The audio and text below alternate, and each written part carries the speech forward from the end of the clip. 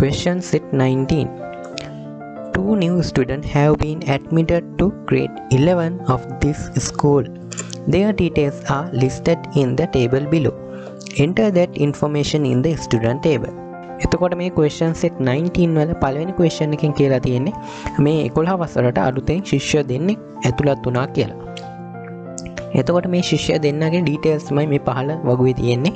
ඒවා අපිට add කරන්න කියලා තියෙනවා student table එකට.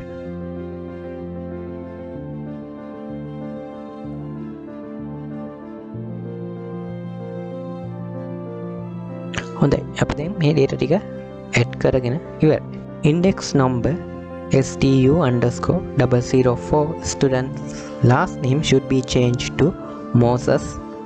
Write the relevant SQL query.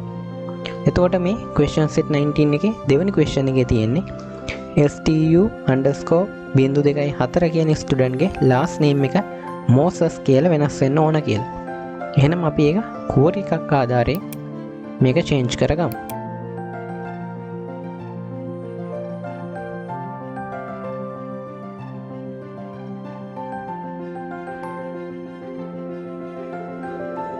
හොඳයි මේ විදිහට තමයි අපි අප්ඩේට් query එක ගහලා තියෙන්නේ. එතකොට මේක execute කරලා බලමු. query එක execute වුණා. අපි දැන් මේ පැත්තෙන් ගිහිල්ලා බලුවම STU4 මෙයාගේ මෙන්න මේ නම Moses කියලා වෙනස් වෙන්න ඕනේ. අපි refresh කරලා බලමු. ඒක Moses කියලා වෙනස් වුණා. Natasha Vimalasena student's contact number should be changed. Write the relevant SQL query. එතකොට මේක කියලා තියෙන්නේ මේ Natasha Vimalasena කියන student ගේ contact number එක වෙනස් වෙන්න ඕනේ කියලා මේ තියෙන contact number එකට. එතකොට මේකට SQL query එකක් ගහන්න කියලා තමයි කියලා තියෙන්නේ.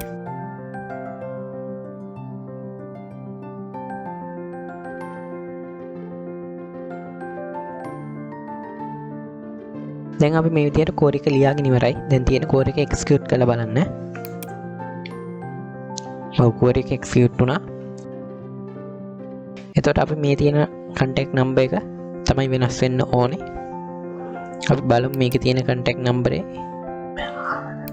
සහ මේ තියෙන contact number එක. දැන් මේක refresh කරලා බලමු මේක update වෙලා තියෙනවා මේ විදිහට. Natasha Vimalasena transferred school before the first term examination. Therefore, remove the information about this student from the student table. එතකොට අපිට මේකෙන් කියලා තියෙන්නේ Natasha Vimalasena කියන ස්ටුඩන්ට් ඉවත් වෙලා තියෙනවා ඉස්කෝලෙන් ෆස්ට් ටර්ම් එකට කලින්.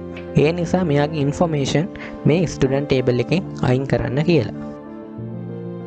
එතකොට අපි මේකට delete query එකක් තමයි ගහන්නේ.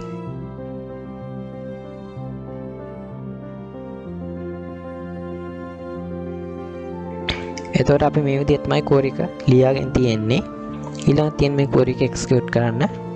දැන් අපි මේ query එක execute කරනවා. query එක execute වුණා. දැන් අපි table එකට ගිහිල්ලා බැලුවම මේ STU_010 කියන එක ඉවත් වෙන්න ඕනේ අපේ table එකේ. ඔව් අපේ table එකෙන් ඒ row එක delete වෙලා ගියා. Find out the detail of all the students in the school. Question 5 එකෙන් කියලා තියෙන්නේ මේ ස්ටුඩන්ට් ලගේ ඔක්කොම ඩීටේල්ස් ටික අරගන්න කියලා. එතකොට අපිට මේ question එකෙන් තේරෙනවා මේකෙදි වාර විභාග ලකුණු සහ ඊට අදාළ සියලුම කාරණා මේකෙදි ඇතුළත් විය යුතුයි කියන. ඒ කියන්නේ මේකෙදි ස්ටුඩන්ට් ටේබල් එක විතරක් නෙමෙයි අනිත් ඔක්කොම ටේබල් ටික මේකෙදි අපිට බලා ගන්න පුළුවන්කමක් තියෙන්න ඕනේ. එහෙනම් අපිට මේකට join query එකක් තමයි ගහන්න වෙන්නේ. එහෙනම් අපි මේ join query එක ගහලා බලමු.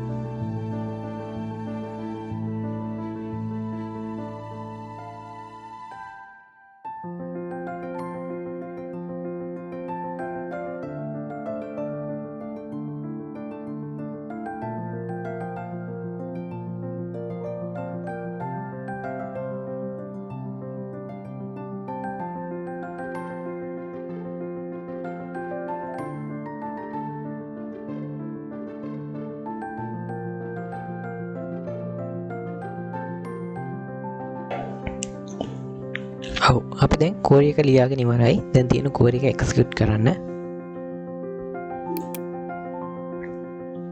ඔව් අපිට මේ විදිහට ඔක්කොම table ටික එකතු කරලා මේ විදිහේ ටේබල් එකක් හම්බුණා.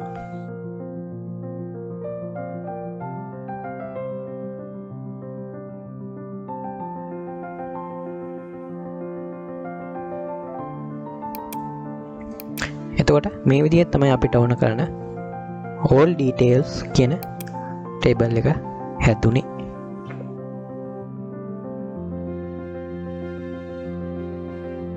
Find the marks of mathematics subject of all the student in the first term. එතකොට මේ question 6 එකකින් අපිට කියලා තියෙන්නේ first term එකේදී ගණන් වලට මේ ශිෂ්‍යය ලබාගත් ලකුණු ටික අරගන්න කියලා. එතකොට මේකෙදී ලකුණු විතරක් අපිට වැදගත් වෙන්නේ නැහැ. අපිට මේකෙදී අවශ්‍ය වෙනවා ස්ටුඩන්ට් ලගේ name. ඒ නිසා අපි මේ query එක මේ විදිහට තමයි ඩිසයින් කරගන්න ඕනේ.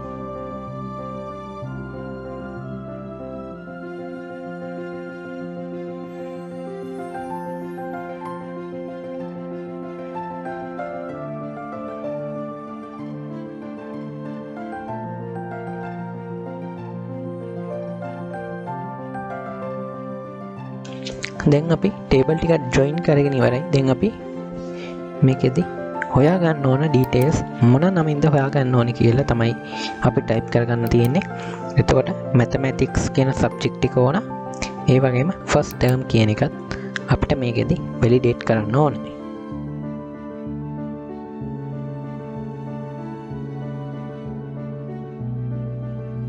අපි දැන් සබ්ජෙක්ට් name එකට වැලිඩේට් කරලා තියෙන්නේ. ඊළඟට first term එකේ කියන එක තමයි වැලිඩේට් කරන්න ඕනේ. හොඳයි. අපි දැන් මේකෙදි first term එක සහ mathematics කියන validation part එකට තමයි කරගෙන තියෙන්නේ. එතකොට අපිට මේකේ ඕන කරන්නේ student ගේ marks තමයි.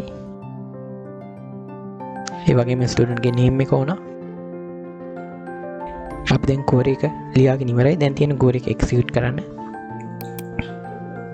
අපිට මේ විදිහට තමයි අපේ රිසල්ට් එක හම්බුනේ.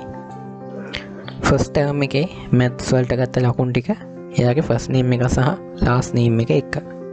question 7 එකේදී find all the marks obtained by the student in the first term in Sinhala subject.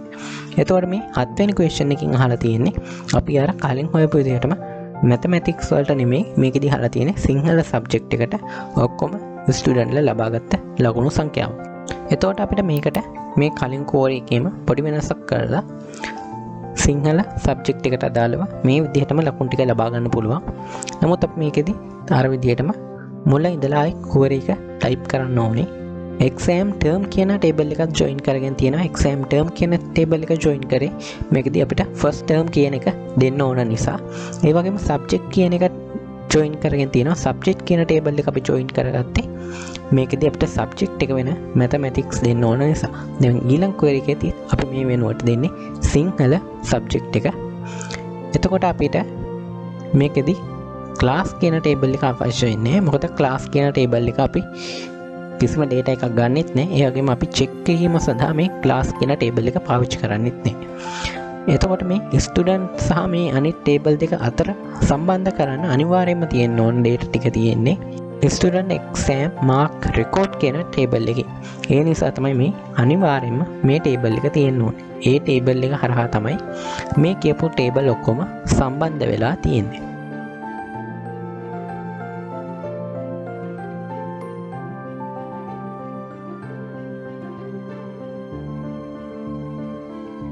අපි ඉස්සෙල්ලම student exam mark record කියන table එක student table එකට join කරගත්තා.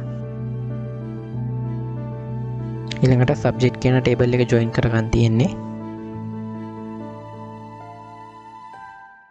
මේ විදිහට අපි subject table එකත් join කරගෙන තියෙන්නේ.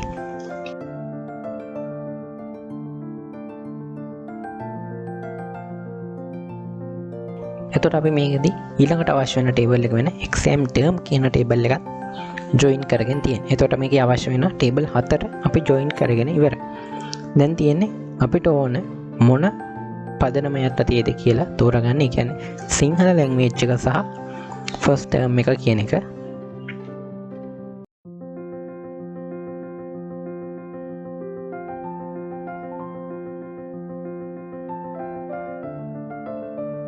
හොඳයි. දැන් අපි මේ විදිහට තමයි query එක ගහගෙන තියෙන්නේ. ඊළඟට අපි මේකේ ඕන කරන ෆිල්ටර් කරන පාර්ට් එක අපිට මේකෙන් ඕන කරන්නේ මාක්ස්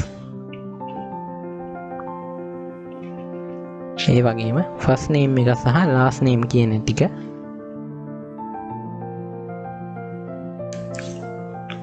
අපි දැන් මේ කෝරි එක එක්සිකියුට් කරන කලින් අපි මේ සිංහල ලැන්ග්වේජ් එකේ තියෙන ෆුල් නේම් එක අපි පාවිච්චි කරනවා මේ විදිහට අපි සිංහල නේම් එක තියෙන ෆුල් නේම් එකම පාවිච්චි කරනවා දැන් අපිට සිංහල ලැන්ග්වේජ් එකට අදාළව ෆස්ට් ටර්ම් එකේ මේ ළමයි ලබාගත්ත ලකුණු ටික සහ එයාලගේ නම් මේ විදිහට මේකේ රිසල්ට් එකක් විදිහට අරගන්න පුළුවන්. දැන් අපි මේක එක්සිකියුට් කරනවා. අපිට දැන් මේ විදිහට තමයි data ටික බලා ගන්න පුළුවන්කමක් හම්බෙන්නේ. Amanthi Vijayasinghe entered another school from this school before the first term examination due to the receiving a scholarship. Therefore, remove the information of this student from the student table. එතකොට මේ අමන්ති විජේසිංහ කියන ඒ ශිෂ්‍යයාව මේ ස්කෝලෙන් අයින් කරගෙන තියෙනවා. එයාට ස්කෝලර්ෂිප් එකක් හම්බෙච්ච නිසා මේ පළවෙනි වාර විභාගයට කලින්. ඒ නිසා අපි මෙයාගේ ඩීටේල්ස් ඩිලීට් කරගන්න තමයි ඕන කරලා තියෙන්නේ.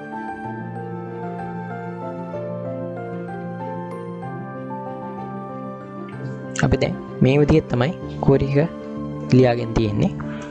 දැන් අපි query එක execute කරන්න යන්නේ. අපි දැන් query එක execute කරනවා. query එක execute වුණා. දැන් අපි data වලට ගිහිල්ලා බලුවොත් මෙන්න මේ STU009 කියන entry එක තමයි අපි අයින් කරගන්න ඕනේ. දැන් අපි මේක refresh කරනවා. එතකොට අපිට මේ student ව අපේ database එකේ අයින් වෙලා ගියා.